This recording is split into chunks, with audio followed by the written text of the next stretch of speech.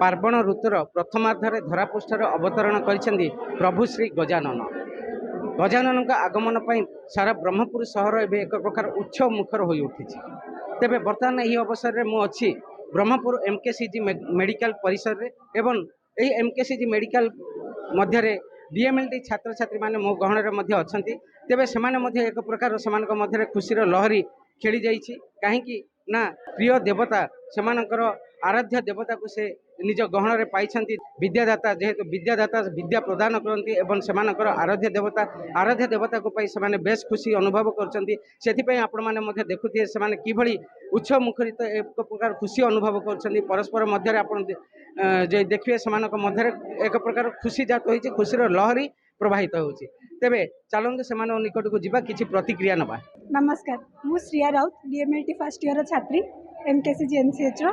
आमे आगुरु स्कूल रे करथिलु पूजा, कॉलेज रे भी करथिलु, बाकी आगुरु इच्छा थिला जे कॉलेज रे मेडिकल कॉलेज रे आसीकी पूजा सेलिब्रेशन करबा पई गणेश पूजा रो। बाकी आज मनस्कामना मानसिक जे मानसिक थिला जे गवर्नमेंट कॉलेज रे केमती गोटे पाइबी निजर आशा पूर्ण करबी माँ बापर इज्जत रखी सब रखी बोली। बाकी आज मु पाई बहुत ही खुशी अच्छी। चिकित्सा विज्ञान अध्ययन करी भी आम कौन आध्यात्मिक को डाकुचु भगवान को डाकुचु कहीं आध्यात्मिक हूँ गोटे शक्ति जे विज्ञान को शक्ति प्रदान करे। संसार किसी ना जमी बिना शक्ति किसी चलो शक्ति अच्छी तो शक्ति द्वारा माने सोर्स ऑफ एनर्जी हूँ सबकि तो विज्ञान थिले भी शक्ति को जब न यूटिलाइज करा तो आध्यात्मिक गोटे शक्ति तो बिना आध्यात्मिकता आम किसी करें यदि आध्यात्मिक शक्ति न हो अलग किसी से अंधविश्वास परिणत हो जाऊँगी जपर कि माने परमाणु बोमा को भी आम डिफ्यूज करके माने कौन ध्वंस रचि पार्छ कि भी यूटिलाइज करके आम किसी करूँ तो से कौन आध्यात्मिक जब आगत ब्रह्मास्त्र भी प्रयोग होता तो माने साइंस को आध्यात्मिक को कॉम्बिनेशन कले आम संसार भल किसी करें। तो आमर चिकित्सा विज्ञान हेले सत्व भी प्रभु गजानन भी आह्वान होची बहुत वर्ष आसला आगू भी हम मोर विश्वास।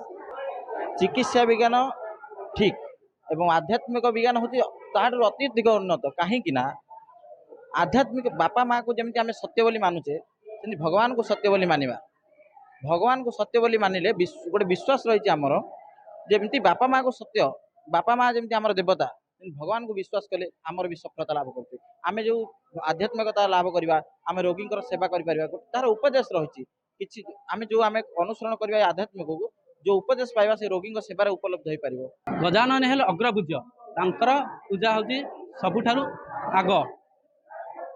चिकित्सा विज्ञान रे पढ़िले मध्य आमर ईश्वर आराधना निश्चित जेतेबेले आमर कौनसी गोटे पेसेंट सर्जरी पड़ी थाए ऑपरेशन पड़ी थाए से डाक्तर कौन कहते डाक्तर कहते जे तुम्हें आग ठाकुर को डाक ठाकुर को डाकिले ही किसी संभव हो पार। तेणुक आम प्रथम अग्रपूज्य को आम आराधना करवा। विघ्नेश्वर गिरिजानंदन प्रभु विघ्न विनाशताय गणाधिपतये नमः। मु राजेश्वरी प्रधान डीएमएलटी इंटर्न छात्री अटे।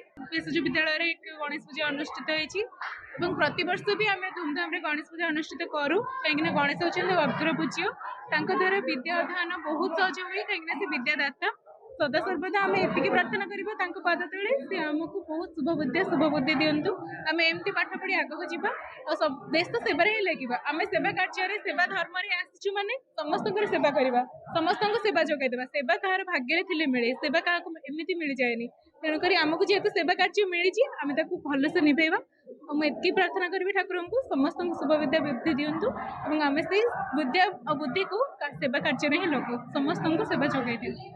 एठारे उपस्थित थिबा समस्त छात्र छात्री माने तांकर कहिबा कथा चिकित्सा विज्ञान रो अध्ययन करूछु सत किंतु आमर आध्यात्मिकता उपर संपूर्ण विश्वास रही कारण आध्यात्मिकतार मार्ग अनुसरण कले निश्चित रूपे समस्त भविष्य उन्नति हो पार।